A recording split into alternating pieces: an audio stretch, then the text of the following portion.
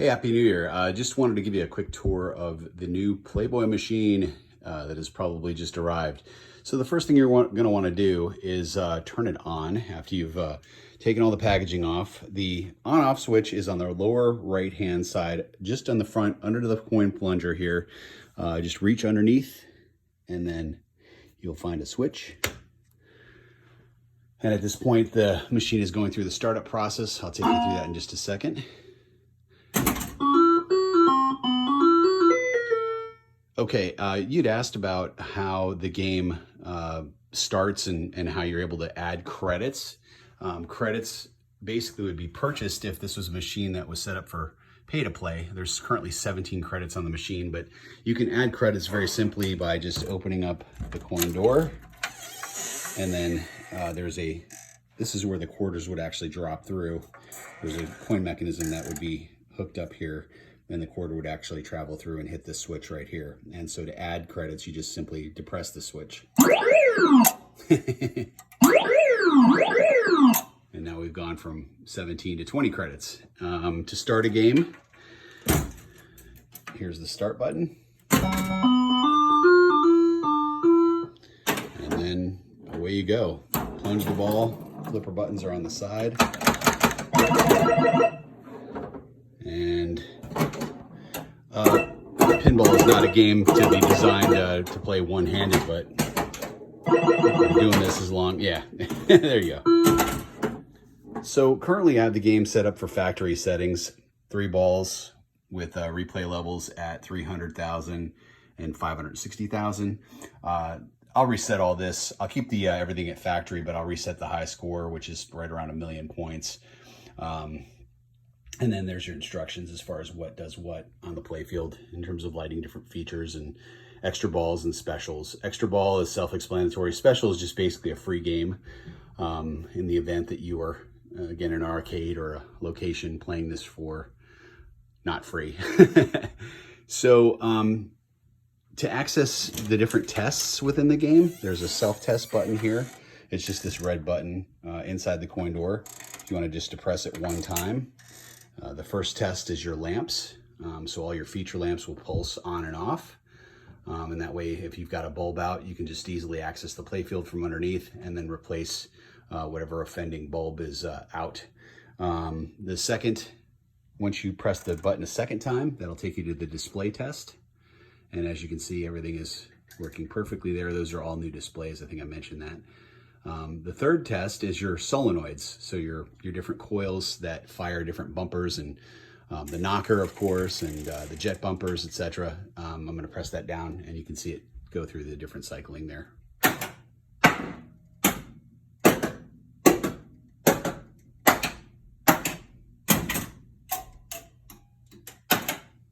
And then it just repeats. The fourth test is just a sound strobe. And it'll keep doing that if you want to just adjust the sustain or the volume, and I'll show you how to do that in a second. Okay, the last test, self-test, is the switch test. You'll see the number 0 strobing on and off. That's because no switch on the game is depressed. But if you press down on any of the switches in the game while it's in this mode, it'll tell you whether the switch is registering properly, and each switch here, the slingshots, the jet bumpers, the rollovers, the grotto, the rollover up here on the side, the drop targets, the stand-ups here, all have a numbered switch assigned to it, all of which are in the manual here, which will be included. I've also included some extra bulbs, some extra rubber rings, and the actual original stock cards if you ever want to change anything out or replace anything in terms of common wear items. So the next test is, or the next setting is your replay scores. So as I mentioned before, 300,000 is the first replay level, 560 is the next replay level, and I'm getting there by pressing this button and advancing it. You can do up to 3 different replay levels.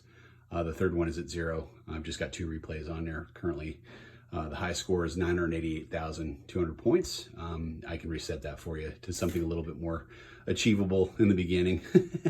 And then the rest are audits. So if you were an operator, this is how many, for instance, games have been played, how many extra balls have been won, how many specials have been won, how many total games have been played, how many paid credits are in the machine, just so that you can see as the operator that everything balances out.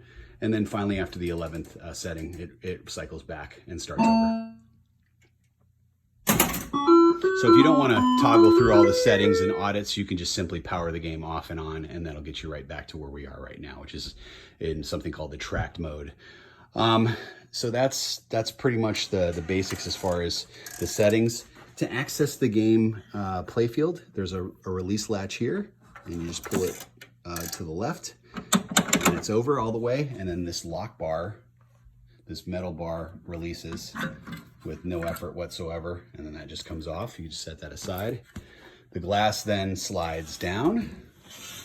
You slide it down, and you've got full access to the playfield. And you know, everything is basically there for you. That's the top side. To access the underside of the playfield, what you want to do is take the glass completely off. So you want to slide the glass completely off the game.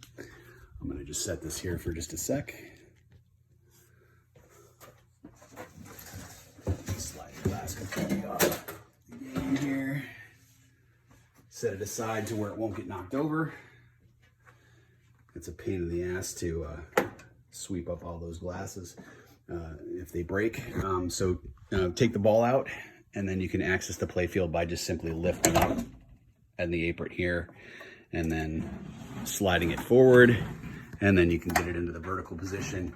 There are indentations here that you can slide the playfield onto if you're servicing the game from underneath, and there are all your bulbs and solenoids, kickers, etc., drop targets from underneath.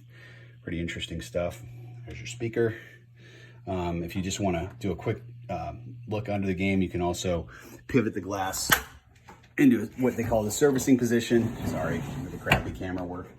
That's where this guy, this prop comes into play. There's actually a hole that you put the prop into, and then it just is freestanding, so you can, you know, work on things like burnout bulbs or what have you, and you're good to go.